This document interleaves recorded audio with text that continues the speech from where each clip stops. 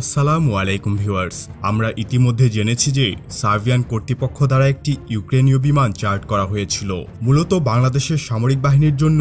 Serbia থেকে বাংলাদেশে 12 ton artillery shell, mortar shell এবং বিস্ফোরক পরিবহনের জন্য।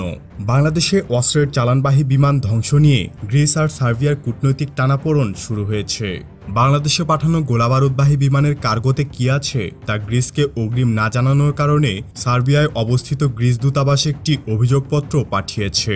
এতে উল্লেখ করা হয়েছে, গ্রিসের আকাশসীমায় অবস্থানকালে ডেঞ্জারাস কার্গো এর বিস্তারিত গ্রিসকে জানানো উচিত ছিল, কিন্তু বিমানে গোলাবারুদ থাকা সত্ত্বেও সার্বিয়ান কর্তৃপক্ষ তা গ্রিসকে জানায়নি। এক দেশ থেকে অন্য দেশে অস্ত্র সরবরাহের ক্ষেত্রে সর্বোচ্চ গোপনীয়তা বজায় রাখা হয়, বাংলাদেশও এর ব্যতিক্রম নয়। বাংলাদেশের অর্ডারকৃত বেশিরভাগ গোলাবারুদ এবং সমরাস্ত্রের চালান গোপনে আসে নিরাপত্তার স্বার্থে। এবারই প্রথম বিমান দুর্ঘটনার কবলে পড়ে আমাদের অস্ত্র চালানের তথ্য জনসম্মুখে চলে আসে। বাংলাদেশের পথে গ্রিসে যে বিমানটি বিধ্বস্ত হয়েছে তা কিভাবে হলো বা এখানে কোনো অপশক্তির প্রভাব আছে কিনা তা আমরা জানতে চাই না। মূল বিষয় হলো এই 12 টন অস্ত্রের আর্থিক মূল্য ছিল প্রায় $50 মিলিয়ন। বিমানটি বিধ্বস্ত হবার কারণে বাংলাদেশ আর্থিক ক্ষতির সম্মুখীন হয়েছিল, কিন্তু সম্পূর্ণ নয়, কারণ আমাদের ইন্স্যুরেন্স ছিল। পররাষ্ট্র সচিবের বক্তব্য অনুসারে বাংলাদেশ নিয়মিতই এই $50 মিলিয়ন সমপরিমাণ অর্থের অস্ত্র কেনাকাটা করে থাকে। তাই বোঝা যায় বাংলাদেশের অনেক অস্ত্রই গোপনে কেনা হয়, কারণ পররাষ্ট্র সচিব বলেন এগুলো হলো নিয়মিত কেনাকাটা।